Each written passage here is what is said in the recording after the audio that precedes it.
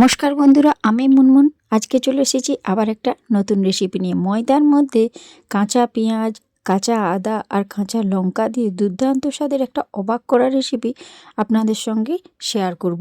আপনারা তো অনেক রকম রেসিপি খেয়েছেন, তবে ময়দার মধ্যে কখনো কাঁচা পেঁয়াজ, কাঁচা আদা আর কাঁচা লঙ্কা দিয়ে কোনোদিন কোনো রেসিপি বানিয়ে খেয়েছেন কি না জানি না। তবে আজকে আমি চেষ্টা করছি একদম ইউনিক স্টাইলের একটা রেসিপি আপনাদের সঙ্গে শেয়ার করতে। অবশ্যই আপনাদের ভালো লাগবে, তাহলে ভিডিওটি অবশ্যই লাইক দিয়ে দেখা শুরু করবেন। এখানে দেখুন, এই ইউনিক স্টাইলের রেসিপিটি বানানোর জন্য প্রথমেই দরকার দুটো বড় বড় সেদ্ধ আলু। আর এই সেদ্ধ আলুগুলোকে অবশ্যই এইভাবে গ্রেটারের সাহায্যে গ্রেট করে নেবেন। হাতে করে কিন্তু ম্যাশ করতে যাবেন না, তাহলে আলুর কিন্তু গঁটলা থেকে গেলে কিন্তু রেসিপিটা ভালো হবে না। তার জন্য একটা গ্রেটার দিয়ে খুব ভালো করে আগে প্রথমে সেদ্ধ আলুগুলোকে এইভাবে গ্রেট করে নিতে হবে।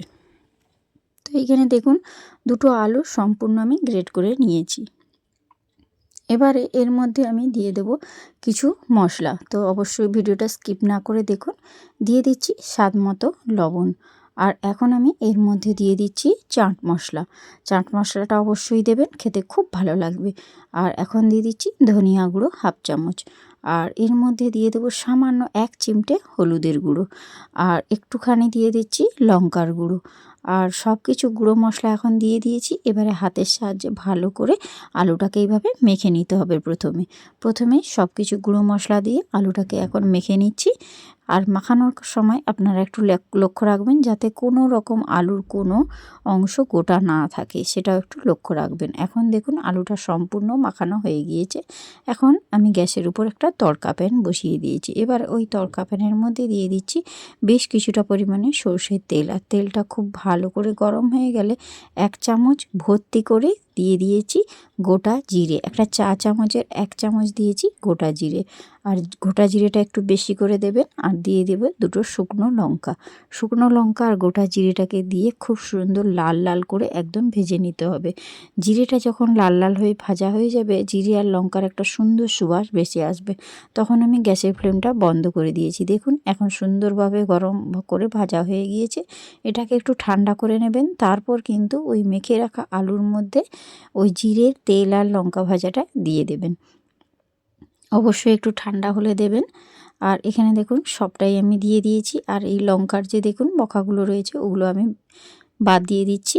দিয়ে দেওয়ার পর গরম অবস্থাতে কিন্তু এটা মাখা যেত না, তার জন্য একটু ঠান্ডা করে নিয়েছি। আর ঠান্ডা করে ভালো করে দেখুন লঙ্কাটাকে আগে আলাদা এইভাবে কিন্তু একটু মেখে নিতে হবে, তাহলে খুব ভালোভাবে লঙ্কাটা কিন্তু সুন্দর মাখা হবে। নাহলে লঙ্কাটা গোটা গোটা থেকে যাবে। তার জন্য আগে আলাদাভাবে একটু লঙ্কাটাকে মেখে নেবেন। তারপরে সব কিছু আলুর সঙ্গে খুব ভালো করে এইভাবে মেখে নিতে হবে। তো দেখুন জিরে লঙ্কা তেল ভাজাটা এখন আলুর মধ্যে মেখে নিয়েছি সুন্দরভাবে। আমার এখন আলুটা রেডি হয়ে গিয়েছে। এটা এখন একটা সাইডে সরিয়ে রেখে দিচ্ছি।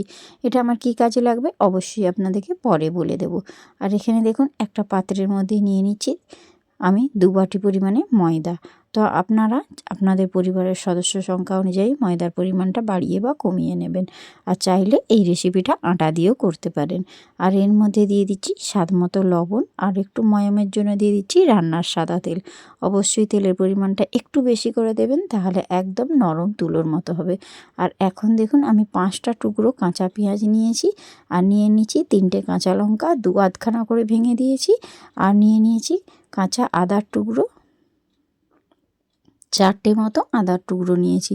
সব কিছু এখন ময়দার উপর দিয়ে দিয়েছি।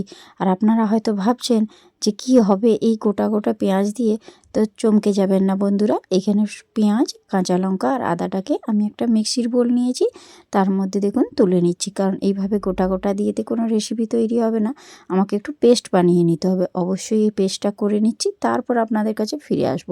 কোনো রকম জল দেবেন না বন্ধুরা, এইভাবেই কিন্তু শুকনোভাবেই কাঁচা লঙ্কা আদার পেঁয়াজটা বাটতে হবে। কারণ পেঁয়াজের একটা রস থাকে যেটা বাটার পর একদম বেশি করে পাতলা হয়ে যাবে। এবারে সম্পূর্ণ আদা, পেঁয়াজ আর কাঁচা লঙ্কার পেস্টটা আমি এখন ময়দার মধ্যে দিয়ে দিচ্ছি। আপনারা হয়তো এখানে বুঝতে পারছেন না যে আমি কেন এই কাঁচা লঙ্কা আদার পেস্টটা দিচ্ছি। অবশ্যই সঙ্গে থাকুন, তাহলে বুঝতে পারবেন। স্টেপ বাই স্টেপ আমি আপনাদেরকে খুব ভালো করে বুঝিয়ে দেব। আর এইখানে দেখুন আদা কাঁচা লঙ্কার পেস্টটা দিয়ে খুব ভালো করে ময়দার সঙ্গে প্রথমে শুকনো অবস্থাতে মাখিয়ে নেবেন। আর আপনাদেরকে একটা টিপস এখানে বলে রাখি, কোনো রকম যখন এই আদা কাঁচা লঙ্কার পেস্টটা তৈরি করবে। জল একদম দেবেন না বন্ধুরা, এইভাবেই শুকনোভাবে বেটে নেবেন। আর বেটে নিয়ে দেখুন আমি ময়দার মধ্যে এইভাবে মাখিয়ে নিচ্ছি, আর একটু কুসুম গরম জল নিয়েছি, দিয়ে ময়দাটা খুব ভালো করে মেখে নিচ্ছি। আর প্রথম থেকে একসঙ্গে বেশি করে জল দেবেন না, এইভাবে অল্প অল্প করে জল দেবেন। আর ময়দার ডোটা একটু নরমভাবে কিন্তু মাখা হবে, যে যখন আমরা রুটি পরোটা করি তার থেকে একটু নরম করে এই ময়দার ডোটা মাখিয়ে নিতে হবে। আর অল্প অল্প করে গরম জল দিয়ে কিন্তু ময়দাটা মাখিয়েছি। আর দেখুন যে গরম জলটা বেশি ছিল সেটা মিক্সির বাটির মধ্যে দিয়ে দিয়েছিলাম।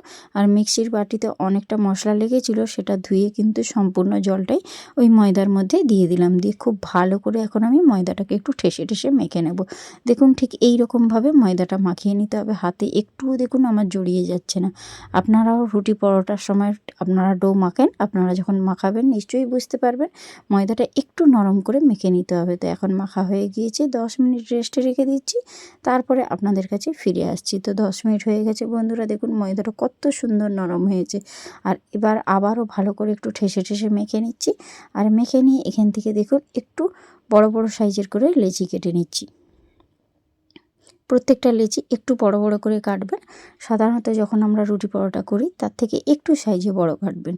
আর লেচিগুলো কাটা হয়ে গেলে দেখবেন হাতে করে যখন আমরা রুটি পরোটা বানাই তখন নিশ্চয়ই একটা শেপ দিই, ঠিক সেইভাবেই শেপটা দেওয়ার চেষ্টা করবেন। সব কটা লেচি এখন কাটা হয়ে গিয়েছে। আর আপনাদেরকে বলেছিলাম যে সুন্দর করে হাতের সাহায্যে একটা গোল শেপ দিতে হবে, তবে পারফেক্টভাবে রেসিপিটা তৈরি হবে। দেখুন এইভাবে আমি সুন্দর করে হাতের সাহায্যে গোল শেপ দিয়ে দিচ্ছি। একটুও কিন্তু হাতে জড়িয়ে যাচ্ছে না, অথচ নরম করে কিন্তু ময়দাটা মাখা হয়েছে। আর আমার হাতে কিন্তু একটুও লেগে যাচ্ছে না। ময়দাটা একটু নরম করেই মেখে নিতে হবে বন্ধুরা, তবেই কিন্তু পারফেক্ট রেসিপিটা তৈরি করবে। তো এখানে দেখুন সব কটা লিচি আগে ভালো করে পাকিয়ে নিই, তারপর আপনাদের কাছে ফিরে আসছি। এখন দেখুন সব কটা লিচি আমার পাকানো হয়ে গিয়েছে। এবারে যে পুরটা আমি ঠান্ডা করে মেখে রেখেছিলাম সেই পুরটা এখন নিয়ে নিয়েছি। আর লিচিটাকে এইভাবে হাতের সাহায্যে ঘুরিয়ে ঘুরিয়ে দেখুন একটা চ্যাপ্টা কিন্তু বানিয়ে নিচ্ছি। দেখুন এবারে এর মধ্যে আমি ওই মেখে রাখা আলুর পুরটা দিয়ে সুন্দর করে একটা বল বানিয়ে নেব। দেখুন মুখটা এইভাবে মুড়ে নেবেন, একটা আঙুলের সাহায্যে পুরটা এইভাবে চেপে দিলে তলার দিকে চলে যাবে, তখন আপনারা এভাবে মুখটা সিল করে দেবেন, দিয়ে সুন্দর করে পাকিয়ে নেবেন। দেখুন একটা লেচি আমার তৈরি হয়ে গেল। একই রকমভাবে দেখুন আবারও এইভাবে ঘুরিয়ে ঘুরিয়ে একটা চ্যাপ্টা মতো করে নেবেন, তারপরে এর মধ্যে যে মেখে রাখা আলুর পুরটা ওটা দিয়ে দেবেন। সব কিছু কিন্তু বলে বোঝানো যায় না বন্ধুরা, আপনারা একটু চেষ্টা করে নেবেন, মানিয়ে নেবেন। আমি কিভাবে করছি আপনারা দেখুন, দেখলেই বুঝতে পারবেন, কোনো সমস্যা হবে না বন্ধুরা। আপনাদের বোঝার সুবিধার্থে আমি কিন্তু দুটো বানিয়ে দেখে দিলাম। তো এখানে দেখুন আমি 5টা মতো লেচি কিন্তু পুর ভরেছি, সবগুলো ভরিনি, এগুলো রয়েছে, পুরটাও রয়েছে, এগুলো আমি বাকি পরে করে নেব, কারণ একসাথে সবগুলো পুর ভরে বেশিক্ষণ রাখা যাবে না বন্ধুরা।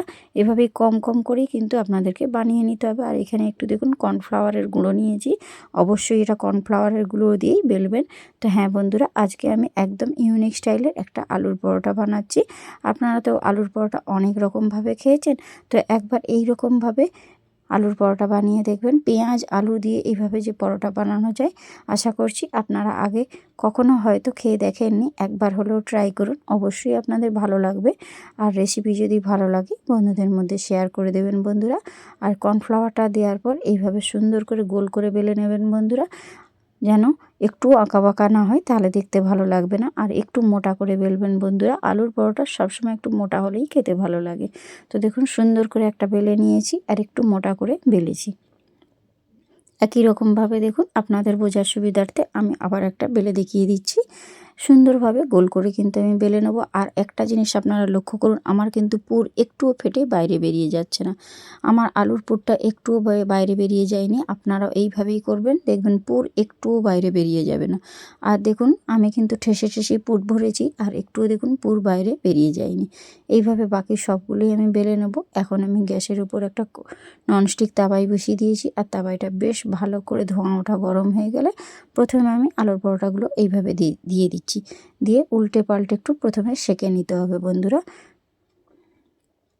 আর আপনারা এইভাবে যদি আলুর পরোটা বানান তাহলে অবশ্যই আমি গ্যারেন্টি দিয়ে বলতে পারি পুর কিন্তু একটুও বাইরে বেরোবে না। উল্টে পাল্টে একটু সেঁকে নিলে দেখবেন এইভাবে লাল লাল একটু কালার আসবে, তখন একটু ওপর থেকে তেল ছড়িয়ে দিয়ে উল্টে পাল্টে ভেজে নিতে হবে। দেখুন একেবারে বলের মতো হয়ে ফুলে উঠেছে। দেখুন কত সুন্দর কালার এসেছে। প্রত্যেকটা পরোটা কিন্তু একদম বলের মতো হয়ে ফুলবে বন্ধুরা। দেখুন একদম লাল লাল করে ভেজে নিচ্ছি। আর এই পরোটাগুলো ভাজার জন্য বেশি তেলেরও প্রয়োজন হবে না। দেখুন একদম সুন্দরভাবে লাল লাল করে ভেজে নিয়েছি। আর পরোটাগুলো দেখুন একদম ফুলকো ফুলকো লুচির মতো হয়ে ফুলছে। দেখুন প্রত্যেকটা পরোটাই কিন্তু আমার এইভাবে ফুলবে, আপনাদেরও ফুলবে। যখন আপনারা পরোটা বানাবেন অবশ্যই এই টিপসগুলো একটু খেয়াল রাখবেন, তাহলে দেখবেন খুব সুন্দর হয়ে ফুলকো ফুলকো লুচির মতো পরোটাগুলো তৈরি হবে। আলুর পরোটা আপনারা সবাই বানান, আমি জানি আপনারা কম বেশি প্রত্যেকেই আলুর পরোটা বাড়িতে বানান। তবে আজকে আমি একটু ইউনিক স্টাইলের আলুর পরোটা আপনাদের সঙ্গে শেয়ার করছি। পেঁয়াজ, আদা, কাঁচা লঙ্কা, আলু দিয়ে, কাঁচা পেঁয়াজ দিয়ে যদি এইভাবে পরোটা বানিয়ে খান, স্বাদ একদম মুখে লেগে থাকবে। এটা আমি 100 ভাগ গ্যারেন্টি দিয়ে বলতে পারি।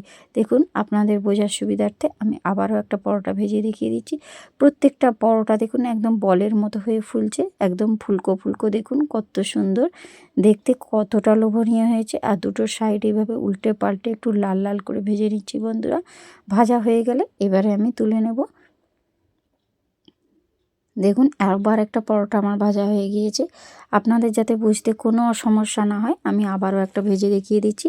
প্রথমে কিন্তু খুব ভালো করে এইভাবে সেঁকে নিতে হবে, যেহেতু পরোটাগুলো একটু নরম করে তৈরি করেছিলাম আর পরোটার মধ্যে আলুর পুর আছে, তার জন্য প্রথমে এইভাবে সেঁকে নেবেন। তারপর একটু তেল ছড়িয়ে দেবেন, উল্টে পাল্টে এইভাবে একটু লাল লাল করে ভেজে নেবেন। একদম ফুলকো ফুলকো লুচির মতো পরোটা তৈরি হয়ে যাবে। একদম ফুলকো হয়ে ফুলবে বন্ধুরা, 100 ভাগ গ্যারেন্টি।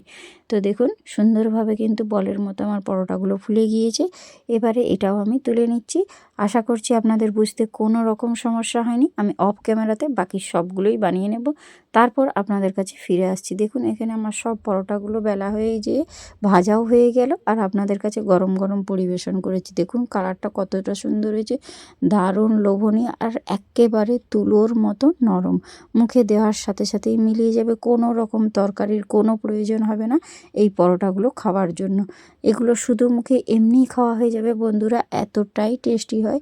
দেখুন একদম কিন্তু হাতের মধ্যে ভাঁজ হয়ে যাচ্ছে। আমার গরম আছে বলে একটু ধরতে সমস্যা হচ্ছে, নাহলে একেবারে তুলোর মতো নরম। দেখুন একদম দুটো সাইড একবারে আলাদা হয়ে যাচ্ছে।